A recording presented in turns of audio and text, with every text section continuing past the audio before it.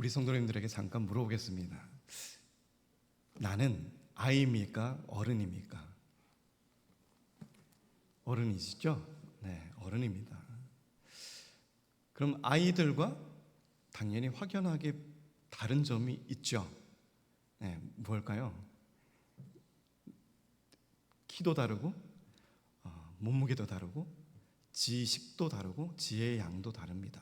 그리고 세상을 바라보는 눈이 더 넓죠. 그리고 모든 것을 포용하고 이해하는 그 범위가 훨씬 더 큽니다. 그래서 우리는 그런 분을 어른이라고 부릅니다. 배려할 줄 알고 또 사랑할 줄 알고 품을 줄 아는 사람을 보면 아이들은 어른스럽다라는 말을 듣게 되죠.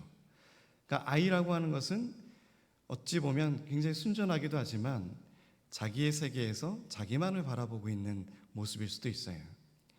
그래서 아이들을 바라보면 굉장히 해맑고 참 어린 날을 생각하면서 우리가 추억에 젖어들고 있지만 아이들의 삶과 행동을 우리가 유심히 살펴보면 바뀌지 않는 것이 있습니다. 절대적인 진리가 있어요. 그것이 뭘까요? 네, 늘 자기 소리만 내는 거예요. 네. 그리고 또 한 가지 좋은 점은 뭐냐면 늘 엄마, 아빠를 먼저 찾는다는 것입니다. 그런데 나이가 점점 들면 들수록 아빠, 엄마를 찾지 않아요.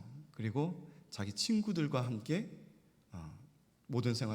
많은 생활들을 하게 됩니다. 그리고 말들도 틀려요. 아이들일 때는 제일 처음 하는 말이 엄마, 아빠잖아요.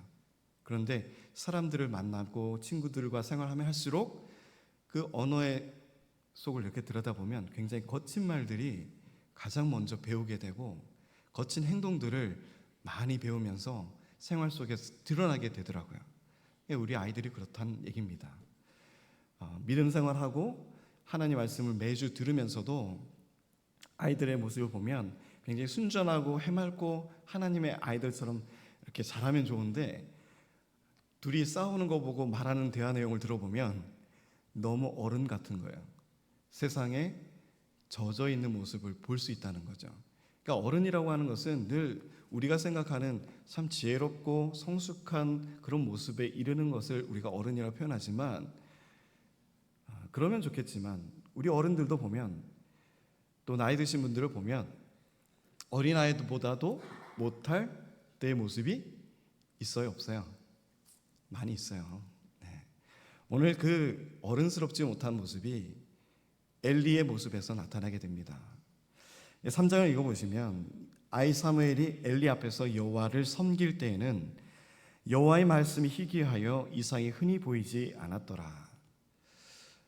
이 아이를 한나가 데려다 줬을 때 이 아이는 엘리 앞에서 하나님을 섬겼어요. 엘리 앞에서 처음에는 하나님을 섬겼습니다. 그런데 오늘 말씀을 보시면 아이가 이제 점점 자라고 성장하면서부터 이제는 누구의 앞에 서 있어요? 엘리 앞에 서 있지만 여호와를 섬길 때 여호와의 말씀이 희귀하여 이상이 흔히 보이지 않았더라라고 말씀하고 있습니다. 이제 아이가 점점 자라고 크면서 점점 믿음의 성장의 분량이 점점 자라는 것을 볼 수가 있어요. 그 자리에 머무르지 아니하고 이제는 엘리 앞에서 하나님을 섬기는 그 모습을 우리가 바라보면서도 오늘 이 엘리는 잠을 잘 때나 어디에 있을 때는 보시면 자기의 처소에 누웠다고 2절에 말씀하고 있어요. 엘리의 눈이 점점 어두워가서 잘 보지 못하는 그때에 그가 자기 처소에 누웠고, 그런데 3절에 보시면 이 사무엘은 어디에 누워 있어요? 네, 여호와의 전 안에, 하나님의 궤가 있는 여호와의 전 안에 누워 있었다라고 말씀하고 있습니다. 그러니까 2절에 보시면 엘리의 눈이 점점 어두워졌다. 물론 우리가 이 눈이 어두워진 또 대표적인 인물이 창세기에 말씀이 기록이 되어 있습니다. 누구일까요? 이삭이라고 하는 사람입니다. 이 창세기 27장에 보시면 1절에 보시면 구약성경 37페이지입니다. 1절을 보시면 27장 1절을 보시면 이삭이 나이가 많아 눈이 어두워 잘 보지 못하더니 맏아들 에서를 불러 이르되 내 아들아 하매 그가 이르되 내가 여기 있나이다 하니 이삭이 이르되 내가 이제 늙어 어느 날 죽을는지 알지 못하니 라고 했어요. 그러면서 그 장자인 에서에게 화살통과 활을 가지고 가서 나를 위해서 사냥해서 오라라고 합니다. 그 말을 이제 듣고 어떻게 해요? 야곱이 그의 축복권을 장자인 에서가 아니라 야곱에게 축복을 하게 되는 한 가정이 어찌 보면 파탄에 이르는 과정을 보여주게 됩니다. 누구 때문에요? 이삭의 눈이 어두워짐으로. 물론 나이가 들어서 눈이 어두워지고 앞을 잘 분별하지 못하는 그러한 상황도 우리가 알 수 있겠지만, 여기서 눈이 어두워졌다라고 하는 이 엘리의 눈이 점점 어두워졌다라고 하는 것은 이스라엘의 영적 어두움을 대표하고 있다는 것이에요. 왜냐하면 엘리는 영적으로 깨어 있어야 될, 하나님께로부터 깨어 있어야 될 가장 첫 번째 그 직무를 다해야 될 대제사장의 일을 맡고 있는 사람이기 때문이에요. 근데 그의 눈이 점점 어두워졌다라고 하는 겁니다. 그러니까 그러하니 그의 아들 홈리와 비나스의 범죄함을 바라보고도 그것을 완전하게 막지 못하였고 그것을 방관하였고 마침내 죄에 이르게 되는 그 모습을 자신의 인생의 결과에 나타내게 되는 비통한 삶의 결과를 나타내는 모습을 우리가 바라볼 수 있다는 거예요. 어른이지만 눈이 어두워지고 영적인 눈이 가려워지면 세상을 바라보지 못하고 하나님께서 무엇을 뜻하는지를 분별하지 못하는 아주 어린아이 같은 그러한 때로 돌아갈 수밖에 없다라는 거예요.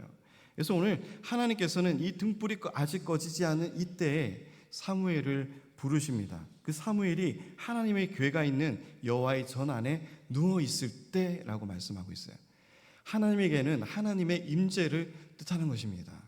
하나님이 함께 하신다는 것을 예표해주고 대표해주는 것이 하나님의 궤라고 하는 거예요. 이스라엘의 전쟁에 나갈 때는 항상 뭘 들고 나갔어요? 하나님의 궤를 들고 나갔어요.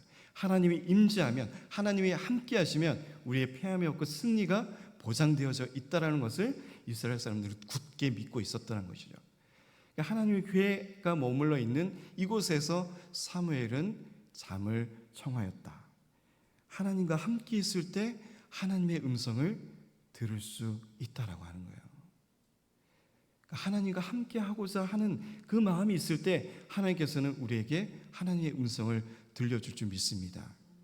눈이 점점 어두워지고 죄악을 분별하지 못하는 세대에 이르게 되면 하나님의 음성을 듣고도 그것을 깨닫지 못하는 때가 이름을 엘리를 통해서 하나님께서 우리에게 비춰주는 것을 바라볼 수가 있어요.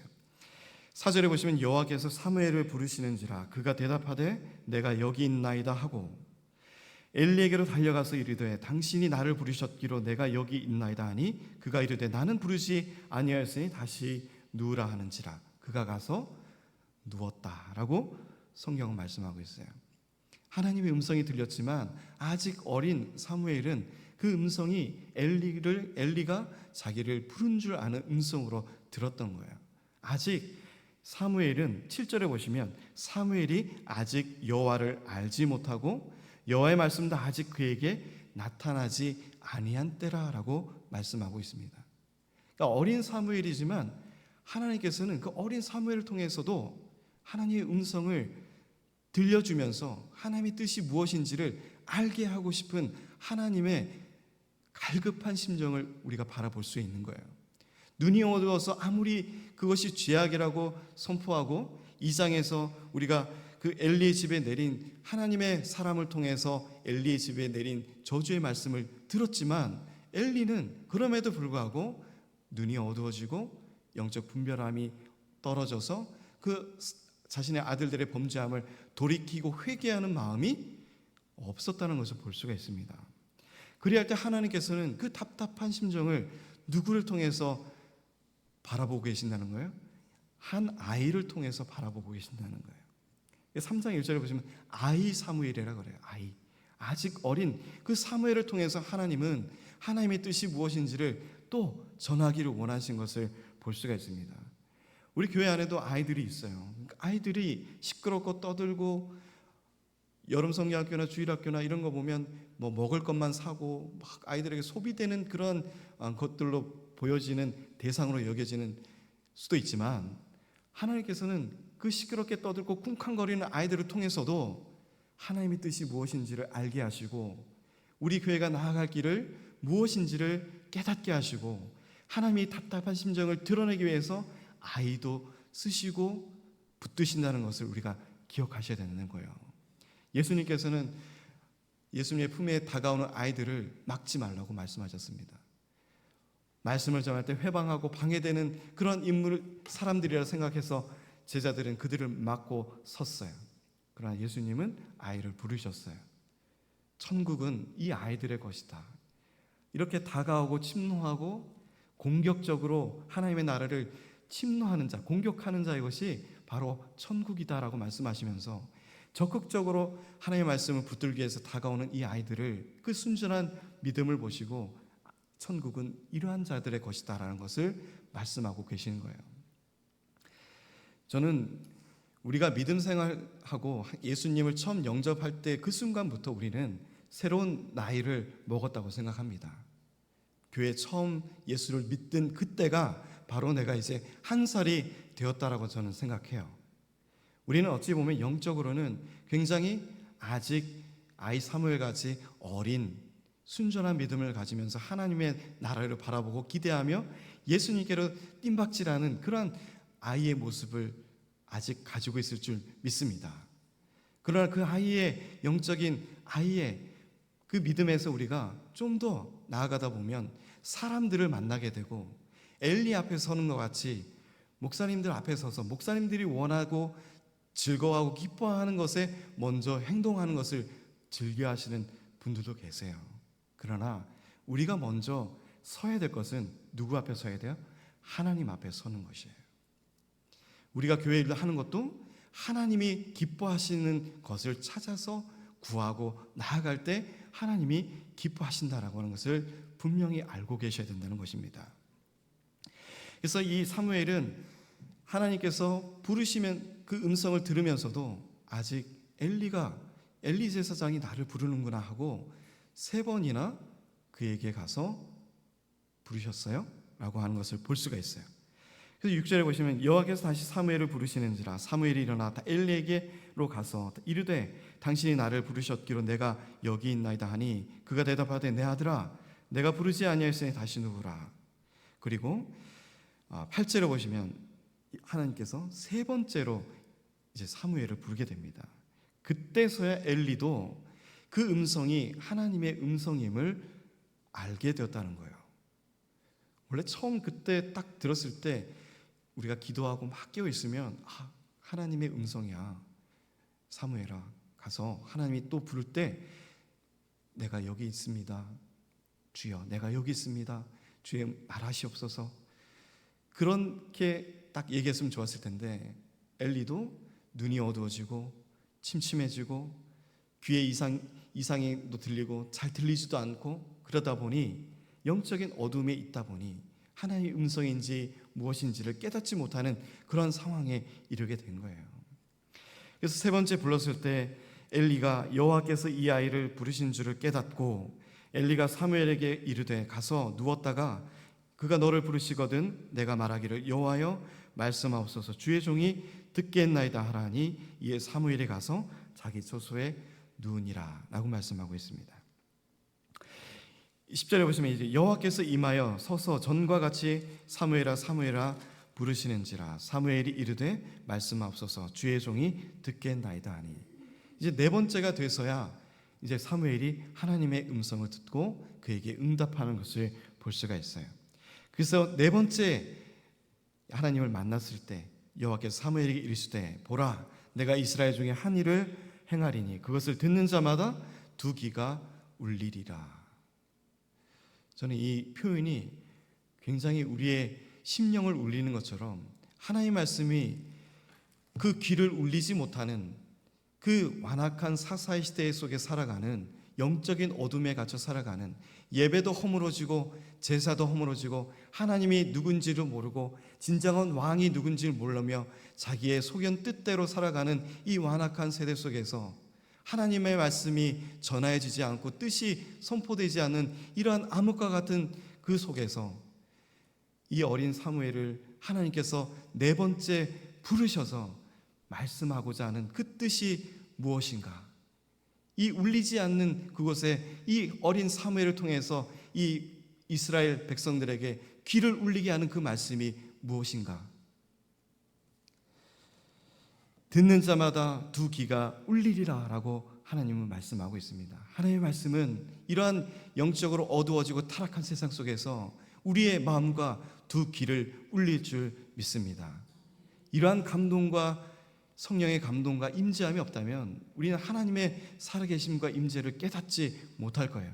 하나님이 나와 함께 하신다는 것을 깨닫지 못할 것입니다. 하나님께서 한 번, 두 번, 세 번, 네 번째 불러서야만, 그때서야 하나님이 나를 부르시는구나, 나를 붙들고 계시구나, 나를 기억하시는구나, 이렇게 그때서야 돌아보지 마시고 하나님이 그 음성을, 첫 음성을 기도를 통해서 우리에게 응답하시고 비춰주실 때, 우리의 두 귀를 울려주실 때 즉각적으로 응답하시고 나아갈 수 있는 우리 성도님이 되시기를 주님의 축복드립니다. 그래서 내가 엘리의 집에 대하여 말한 것을 처음부터 끝까지 그날에 그에게 다 이루리라, 2장에 말씀했던 하나님의 사람을 통해서 하나님의 그 저주와 심판이 임하게 됨을, 엘리의 제사장이 그 집안에 이르게 됨을 하나님께서는 말씀하고 있었어요.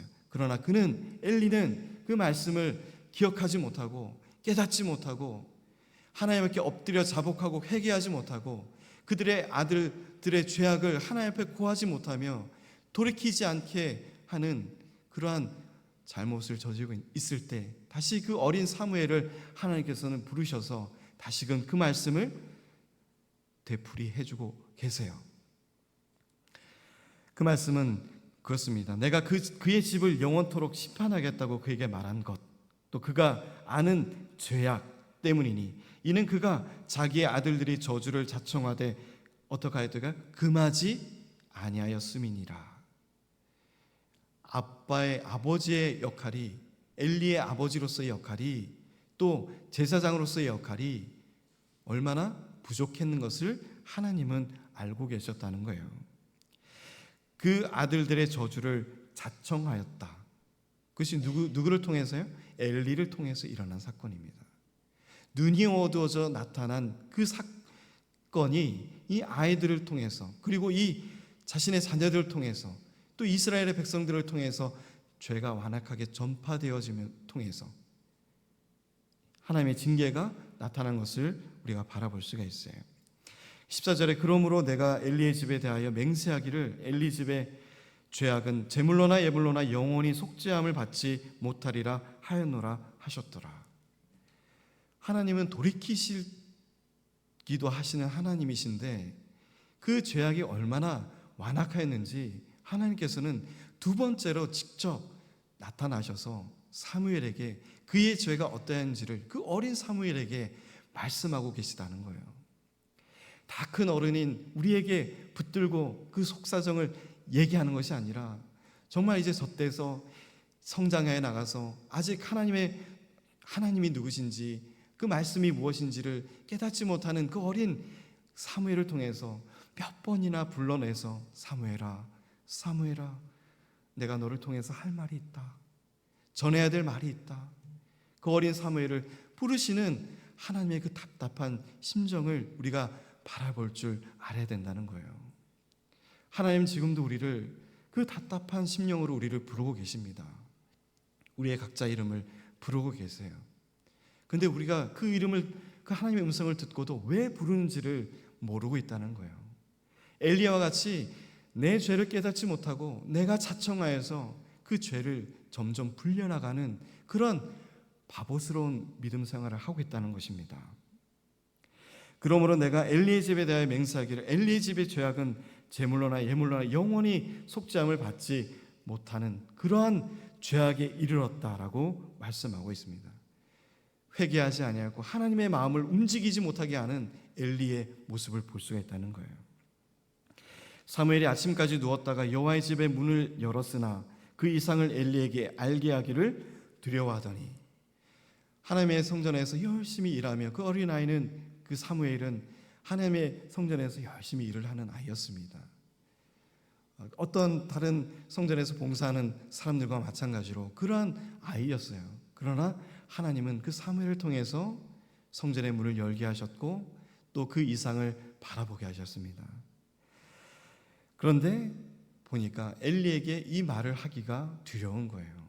하나님의 말씀을 그대로 전하기가 두려운 거예요. 너무나도 그 아이에게는 감당할 수 없는 하나님의 말씀이었어요. 그러나 엘리가 사무엘을 불러 말합니다. 내 아들 사무엘아 하니 그가 대답하되 내가 여기 있나 하니 그가 이르되 17절에 내게 무엇을 말씀하셨느냐 청하노니 내게 숨기지 말라. 내게 말씀하신 모든 것을 하나라도 숨기면 하나님이 내게 벌을 내리시고 또 내리시기를 원하노라 하는지라. 엘리도 자신의 범죄함이 무엇인지는 알고 있었을 거예요. 그러나 그것을 적극적으로 하나님께 나아가서 아뢰고 회개하며 다윗과 같이 침상을 띄우는 눈물의 그 기도를 하지 않은 것을 볼 수가 있습니다.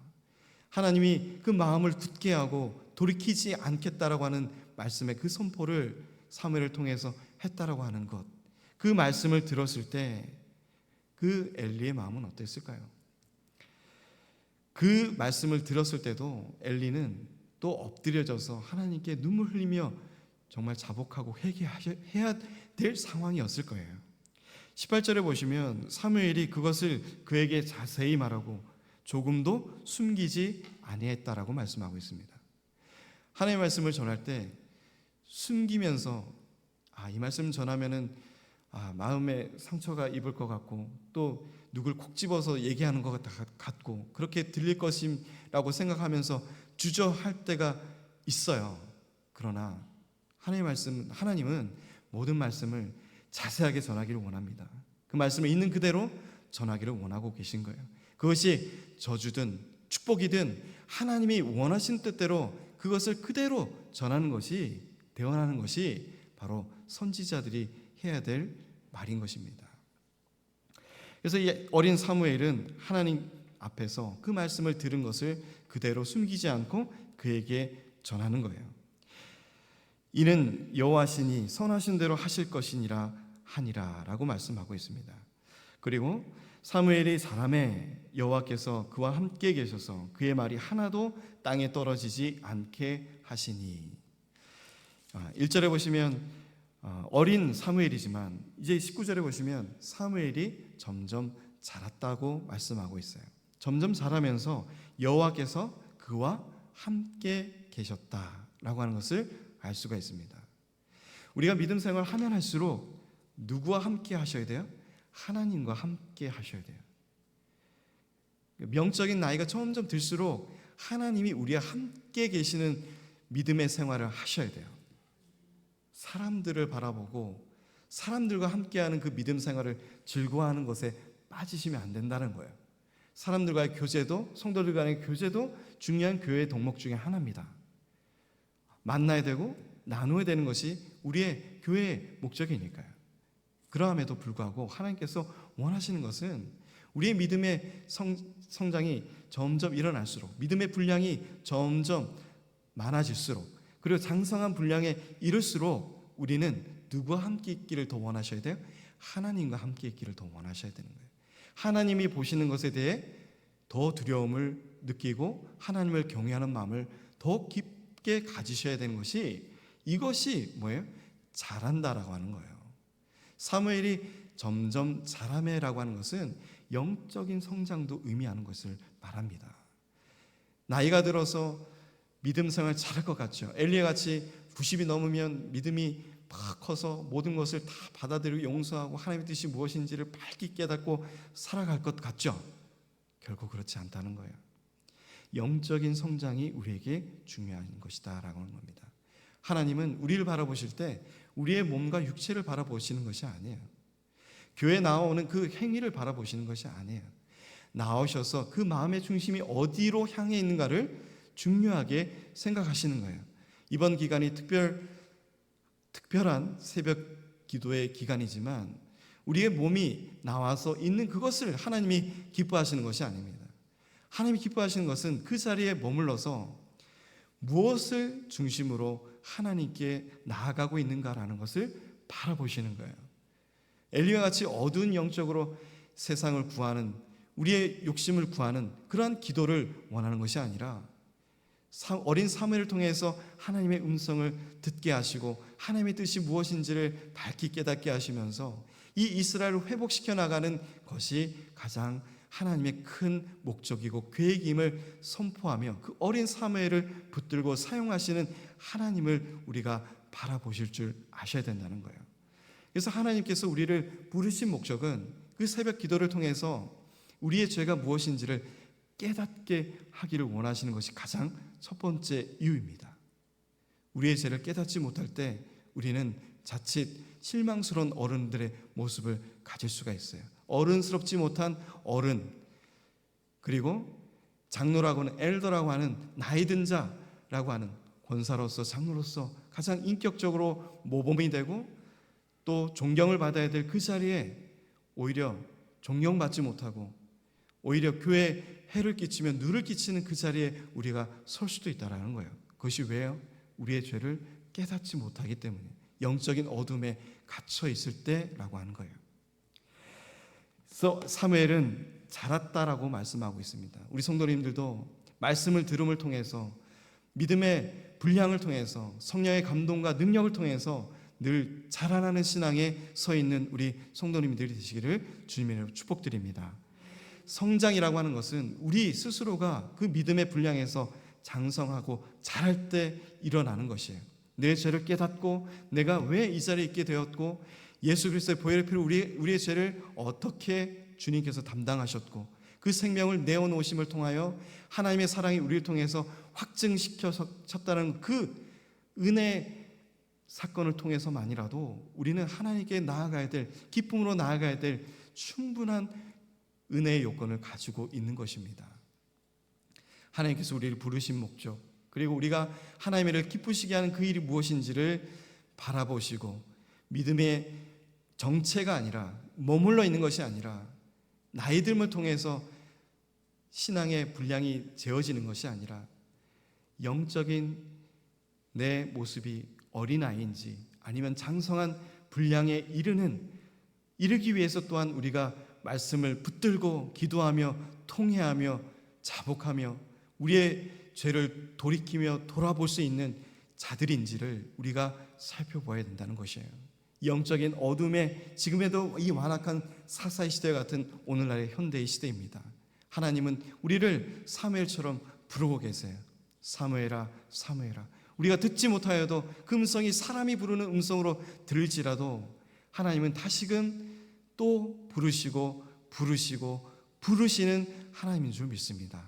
그 이름에 나의 이름이 불려지길 원합니다. 우리 성도님들 이름이 불려지길 원합니다. 그 음성의 불림에 즉각 응답하시고 하나님이 주시는 그 말씀을 감추지 아니하고 완전하게 드러내시고 하나님 앞에 그 말씀을 온전히 이루어나갈 수 있도록 나를 훈련시키고 기도하실 수 있는 우리 성도님들이 되시기를 주님의 이름으로 축복드립니다. 그의 말이 하나도 땅에 떨어지지 않게 하셨다. 이 사무엘을 통해서 정말 이 예배가 땅바닥에 떨어지고 하나님의 말씀이 경휼히 여겨지는 그때 사무엘을 통해서 말씀이 회복이 일어나고 있는 것을 우리가 바라볼 수가 있어요. 그리고 20절에 단에서부터 브엘세바까지의 온 이스라엘이 사무엘은 여호와의 선지자로 세우심을 입은 줄을 알았더라 라고 말씀하고 있습니다. 우리가 믿음의 분량에 이르게 되면 하나님도 아시고 주변의 사람들도 그분이 믿음의 바로 선주를 알고 인정한다는 것을 알 수가 있어요.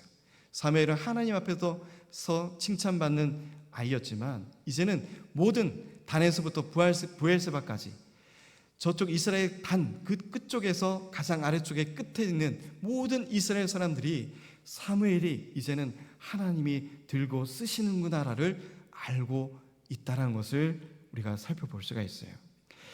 바로 이 사무엘이 여호와의 선지자이구나. 하나님의 말씀을 그대로 전하고 전파하는 깨어있는 선지자로서 하나님께 붙들림 받은 사람이구나. 이것을 온 이스라엘 사람들이 알게 되었다는 것이에요.